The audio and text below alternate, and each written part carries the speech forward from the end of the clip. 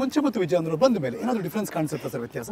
ನೋಡ್ರಿ, ಒಂದು ಯಡಿಯೂರಪ್ಪನವರ ಒಂದು ಪ್ರಭಾವ ಇದೆ ಮತ್ತು ವಿಜಯೇಂದ್ರ ಅವರಿಗೆ ಇಡೀ ರಾಜ್ಯದ ರಾಜಕಾರಣ ಗುರ್ತಿದೆ. ಯಡಿಯೂರಪ್ಪರ ಜೊತೆ ಕೆಲಸ ಮಾಡಿದಂಥವ್ರು ನಾಯಕರು ಹೇಳಿದಾರೆ ಸರ್, ನೀವು ಹೋಗಿ ನಿಮ್ಮ ಕೆಲಸ ಶುರು ಮಾಡಿ ಅಲ್ಲ. ಅಂದರೆ ಲೋಕಸಭಾ ಇಲೆಕ್ಷನ್ ದೃಷ್ಟಿಯಿಂದ ಯಾರು ಕ್ಯಾಂಡಿಡೇಟ್ ಅಂತ ಯಾರೂ ಹೇಳಿಲ್ಲ. ಓಕೆ, ಒಟ್ಟು ಮೋದಿಯವರು ಒಂದೇ ಮಾತು ಹೇಳಿದ್ರು ಮೊನ್ನೆ ಮಹಾ ಅಧಿವೇಶನದಲ್ಲಿ, ನೀವು ಕ್ಯಾಂಡಿಡೇಟ್ ಯಾರು ಅನ್ನೋದು ಚರ್ಚೆ ಮಾಡೋಕ್ಕೆ ಹೋಗಬೇಡ್ರಿ, ನಿಮ್ಮ ಕ್ಷೇತ್ರಕ್ಕೆ ಹೋಗ್ರಿ, ಜನರ ಕಡೆ ಹೋಗ್ರಿ, ನಮ್ಮ ಸಾಧನೆಗಳನ್ನು ಹೇಳಿ, ಮತ್ತು ಬಿ ಜೆ ಪಿಯ ಕಮಲ ಚಿಹ್ನೆ ಅದಲ್ಲ, ಎಲ್ಲ ಕ್ಷೇತ್ರಗಳಲ್ಲಿ ಬಿ ಜೆ ಪಿ ಕಮಲ ಚಿಹ್ನೆ ಅದು ಕ್ಯಾಂಡಿಡೇಟು. ಆ ಬಿ ಜೆ ಪಿಗೆ ಮತ ಕೊಡಿ ಅನ್ನುವಂಥದ್ದೊಂದು ಹೇಳಿ ಕ್ಯಾಂಡಿಡೇಟ್ ಯಾರು ಅನ್ನೋದು ವಿಚಾರ ಮಾಡೋಕ್ಕೆ ಹೋಗ್ಬೇಡ್ರಿ. ಸರ್, ವಿರೋಧ ಪಕ್ಷದ ನಾಯಕರು ಮತ್ತು ಬಿಜೆಪಿಯ ರಾಜ್ಯಾಧ್ಯಕ್ಷರು ಹೇಗೆ ತಗೊಂಡು ಹೋಗ್ತಿದ್ದಾರೆ ನಿಮ್ಮ ಅನುಭವದಲ್ಲಿ ಹೇಗೆ ನೋಡ್ತಾ ಇದ್ದೀರಿ ಸರ್? ಇದೊಂದು ಹೊಸ ಪ್ರಯೋಗ ಮಾಡಿದ್ದಾರೆ ವಿಜಯೇಂದ್ರ ಅವರು, ಈ ಕಡೆ ಆರ್ ಅಶೋಕ್ ಮಾಡ್ತಾ ಇದ್ದಾರೆ. ಅವರು ತಮ್ಮ ಏನೋ ಒಂದು ಲೆವೆಲಲ್ಲಿ ಏನೊಂದು ಎಷ್ಟು ಶಕ್ತಿ ಹಾಕಿ ಮಾಡಬೇಕು ಆ ಕೆಲಸ ಮಾಡ್ತಾ ಇದ್ದಾರೆ. 10 ತಿಂಗಳಾಯ್ತು ಸರ್, ಕರ್ನಾಟಕದಲ್ಲಿ ಕಾಂಗ್ರೆಸ್ ಅಧಿಕಾರಕ್ಕೆ ಬಂದು 5 ಗ್ಯಾರಂಟಿ ತಗೊಂಬಂದೇ ಅಧಿಕಾರಕ್ಕೆ ಬಂದರು. ನೆರೆಯ ತೆಲಂಗಾಣವನ್ನು ಅವ್ರ ಜೊತೆ ಗೆಲ್ಲಿಸ್ಕೊಂಡ್ರು. ಹೇಗೆ ಅವರ ಕಾರ್ಯವೈಖರಿ ಹೇಗೆ ನೋಡ್ತೀರಾ ಸರ್? ಏನಾಗಿದೆ ಅಲ್ಲಿ ಕಮಿಟ್ಮೆಂಟ್ ಅನ್ನುವಂಥದ್ದಿಲ್ಲ ಯಾರಿಗೆ, ಅಲ್ಲಿ ಕಾಂಗ್ರೆಸ್ ಪಾರ್ಟಿಗಾಗಲಿ ಅಥವಾ ಸರ್ಕಾರಕ್ಕೆ. ಮತ್ತು ಫೈಲ್ ಮೂಮೆಂಟ್ ಏನದಲ್ಲ, ಇವತ್ತು ನೀವು ವಿಧಾನಸೌಧದ ಕಡೆ ಹೋಗ್ರಿ, ಭಾಳ ಸ್ಲೋ ಫೈಲ್ ಮೂಮೆಂಟ್ ಇದೆ ಸರ್. ನಿಮ್ಮ ಮೇಲೆ ಆರೋಪ ಮಾಡಿದ್ರು ಸರ್, 40% ಅಂದರು ಬಿಜೆಪಿ. ನೋಡ್ರಿ, ಅಷ್ಟು ಕರಪ್ಷನ್ ಬಗ್ಗೆ ಮಾತಾಡಿದ್ರಲ್ಲ, ಈಗ ಸಿಕ್ಕಾಪಟ್ಟೆ ಕರಪ್ಷನ್ ನಡೀತಾ ಇದೆ, ಭಾಳ ಕರಪ್ಷನ್ ನಡೀತದೆ ಸರ್. ಏನಾಗ್ತದೆ ಸರ್ ಹಂಗಾರೆ ಸರ್ಕಾರದಲ್ಲಿ? ಹಿಂಗಾಗಿ ಏನಾಗಿದೆ, ಈ ಸರ್ಕಾರದಲ್ಲಿ ಬಿಲ್ ಪೇಮೆಂಟ್ ಆಗ್ತಾಯಿಲ್ಲ, ಕಾಂಟ್ರಾಕ್ಟರು ಅದಕ್ಕೆ ನಿಲ್ಲಿಸಿದ್ದಾರೆ, ಜನ ರೋಷ್ ಹೋಗಿದ್ದಾರೆ. ಈಗ ನೀವು ಶ್ರೀಮಂತರು ಬಿಟ್ಬಿಡ್ರಿ, ಮಿಡ್ಲ್ ಕ್ಲಾಸ್ ಬಿಟ್ಬಿಡ್ರಿ, ಪಾಪ ಅಲ್ಲಿ ಸ್ಲಮ್ಲಿರುವಂಥ ಬಡವರಿಗೆ ಈಗ ಅವ್ರು ಬಾಡಿಗೆ ಮನೆಯಲ್ಲಿ ಇದ್ದಾರಂದ್ರೆ ಎಷ್ಟು ತೊಂದರೆ ಆಗ್ಬೋದು ಸರ್? ಸರ್ಕಾರದ ತಿಜೋರಿಯಲ್ಲಿ ಇದೆಯಾ ಇಲ್ವಾ ಸರ್ ದುಡ್ಡು? ಇಲ್ಲ, ಅದೇ ತೊಂದರೆ ಆಗಿದೆ, ಹಣಕಾಸಿನ ವ್ಯವಸ್ಥೆ ಸರಿ ಇಲ್ಲ ಸರ್. ತುಂಬಾ ಜನರಿಗೆ ಕ್ಯಾಬಿನೆಟ್ ಸಚಿವರಾಗಿ ಈಗಾಗಲೇ 80-90 ಆಗ್ತಿದೆ ಸರ್. ಸಮಾಧಾನ ಮಾಡೋದು ನಡೀತಾ ಇದೆ ಹೊರತು, ಈಗ ಇಲೆಕ್ಷನ್ ಬಂದದ್ದು ಪಾರ್ಲಿಮೆಂಟು, ಹೌದು, ಕಾರ್ಯಕರ್ತರಿಗೆ ಸಮಾಧಾನ ಮಾಡೋದು, ಪ್ರಮುಖ ಲೀಡರ್ಸ್ಗೆ ಸಮಾಧಾನ ಮಾಡೋದು, ಇದು ನಡೀತಾ ಇದೆ ಹೊರತು ಬಡವರಿಗೆ ಏನು ತೊಂದರೆ ಆಗ್ತದೆ ಯಾರು ನೋಡೋರೇ ಇಲ್ಲ.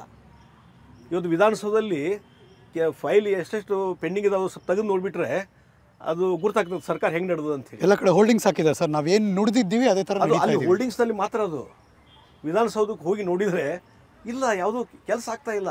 ಮುಂಚೆ ಮತ್ತು ವಿಜಯೇಂದ್ರ ಬಂದ ಮೇಲೆ ಏನಾದರೂ ಡಿಫರೆನ್ಸ್ ಕಾಣಿಸುತ್ತಾ ಸರ್ ವ್ಯತ್ಯಾಸ? ನೋಡ್ರಿ, ಒಂದು ಯಡಿಯೂರಪ್ಪನವರ ಒಂದು ಪ್ರಭಾವ ಇದೆ ಮತ್ತು ವಿಜಯೇಂದ್ರ ಅವರಿಗೆ ಇಡೀ ರಾಜ್ಯದ ರಾಜಕಾರಣ ಗುರ್ತಿದೆ. ಯಡಿಯೂರಪ್ಪರ ಜೊತೆ ಕೆಲಸ ಮಾಡಿದಂಥವ್ರು ನಾಯಕರು ಹೇಳಿದಾರೆ ಸರ್, ನೀವು ಹೋಗಿ ನಿಮ್ಮ ಕೆಲಸ ಶುರು ಮಾಡಿ ಅಲ್ಲ. ಅಂದರೆ ಲೋಕಸಭಾ ಇಲೆಕ್ಷನ್ ದೃಷ್ಟಿಯಿಂದ ಯಾರು ಕ್ಯಾಂಡಿಡೇಟ್ ಅಂತ ಯಾರೂ ಹೇಳಿಲ್ಲ. ಓಕೆ, ಒಟ್ಟು ಮೋದಿಯವರು ಒಂದೇ ಮಾತು ಹೇಳಿದ್ರು ಮೊನ್ನೆ ಮಹಾ ಅಧಿವೇಶನದಲ್ಲಿ, ನೀವು ಕ್ಯಾಂಡಿಡೇಟ್ ಯಾರು ಅನ್ನೋದು ಚರ್ಚೆ ಮಾಡೋಕ್ಕೆ ಹೋಗಬೇಡ್ರಿ, ನಿಮ್ಮ ಕ್ಷೇತ್ರಕ್ಕೆ ಹೋಗ್ರಿ, ಜನರ ಕಡೆ ಹೋಗ್ರಿ, ನಮ್ಮ ಸಾಧನೆಗಳನ್ನು ಹೇಳಿ, ಮತ್ತು ಬಿ ಜೆ ಪಿಯ ಕಮಲ ಚಿಹ್ನೆ ಅದಲ್ಲ, ಎಲ್ಲ ಕ್ಷೇತ್ರಗಳಲ್ಲಿ ಬಿ ಜೆ ಪಿ ಕಮಲ ಚಿಹ್ನೆ ಅದು ಕ್ಯಾಂಡಿಡೇಟು. ಆ ಬಿ ಜೆ ಪಿಗೆ ಮತ ಕೊಡಿ ಅನ್ನುವಂಥದ್ದೊಂದು ಹೇಳಿ ಕ್ಯಾಂಡಿಡೇಟ್ ಯಾರು ಅನ್ನೋದು ವಿಚಾರ ಮಾಡೋಕ್ಕೆ ಹೋಗಬೇಡ್ರಿ. ಸರ್, ವಿರೋಧ ಪಕ್ಷದ ನಾಯಕರು ಮತ್ತು ಬಿಜೆಪಿಯ ರಾಜ್ಯಾಧ್ಯಕ್ಷರು ಹೇಗೆ ತಗೊಂಡು ಹೋಗ್ತಿದ್ದಾರೆ ನಿಮ್ಮ ಅನುಭವದಲ್ಲಿ ಹೇಗೆ ನೋಡ್ತಾ ಇದ್ದೀರಿ ಸರ್? ಇದೊಂದು ಹೊಸ ಪ್ರಯೋಗ ಮಾಡಿದ್ದಾರೆ ವಿಜಯೇಂದ್ರ ಅವರು, ಈ ಕಡೆ ಆರ್ ಅಶೋಕ್ ಮಾಡ್ತಾ ಇದ್ದಾರೆ. ಅವರು ತಮ್ಮ ಏನೋ ಒಂದು ಲೆವೆಲಲ್ಲಿ ಏನೊಂದು ಎಷ್ಟು ಶಕ್ತಿ ಹಾಕಿ ಮಾಡಬೇಕು ಆ ಕೆಲಸ ಮಾಡ್ತಾ ಇದ್ದಾರೆ. 10 ತಿಂಗಳಾಯ್ತು ಸರ್, ಕರ್ನಾಟಕದಲ್ಲಿ ಕಾಂಗ್ರೆಸ್ ಅಧಿಕಾರಕ್ಕೆ ಬಂದು 5 ಗ್ಯಾರಂಟಿ ತಗೊಂಬಂದೇ ಅಧಿಕಾರಕ್ಕೆ ಬಂದರು. ನೆರೆಯ ತೆಲಂಗಾಣವನ್ನು ಅವ್ರ ಜೊತೆ ಗೆಲ್ಲಿಸ್ಕೊಂಡ್ರು. ಹೇಗೆ ಅವರ ಕಾರ್ಯವೈಖರಿ ಹೇಗೆ ನೋಡ್ತೀರಾ ಸರ್? ಏನಾಗಿದೆ ಅಲ್ಲಿ ಕಮಿಟ್ಮೆಂಟ್ ಅನ್ನುವಂಥದ್ದಿಲ್ಲ ಯಾರಿಗೆ, ಅಲ್ಲಿ ಕಾಂಗ್ರೆಸ್ ಪಾರ್ಟಿಗಾಗಲಿ ಅಥವಾ ಸರ್ಕಾರಕ್ಕೆ.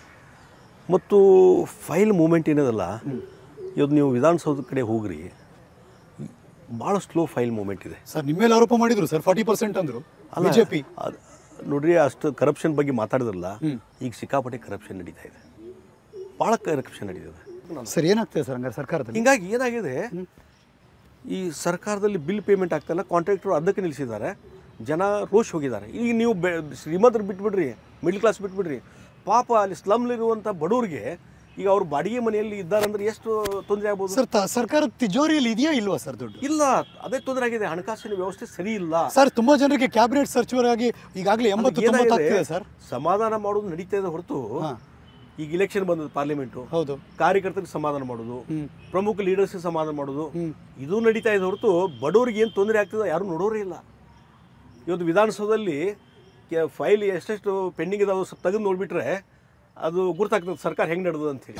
ಅನುಕ್ಷಣದ ಸುದ್ದಿಗಳಿಗಾಗಿ ವಿಸ್ತಾರ ನ್ಯೂಸ್ ಯೂಟ್ಯೂಬ್ ಚಾನೆಲ್ ಸಬ್ಸ್ಕ್ರೈಬ್ ಮಾಡಿ. ಹೊಸ ಸುದ್ದಿಗಳ ನೋಟಿಫಿಕೇಶನ್ಗಾಗಿ ಬೆಲ್ ಐಕಾನ್ ಕ್ಲಿಕ್ ಮಾಡಿ. ಲೇಟೆಸ್ಟ್ ಅಪ್ಡೇಟ್ಸ್ಗಾಗಿ www.vistaranews.com ವೆಬ್ಸೈಟ್ಗೆ ವಿಸಿಟ್ ಮಾಡಿ. ಅಂಗೈಯಲ್ಲೇ ಜಗತ್ತಿನ ಸುದ್ದಿ ತಿಳಿಯಲು ವಿಸ್ತಾರ ನ್ಯೂಸ್ ಕನ್ನಡ ಆಪ್ ಡೌನ್ಲೋಡ್ ಮಾಡಿ.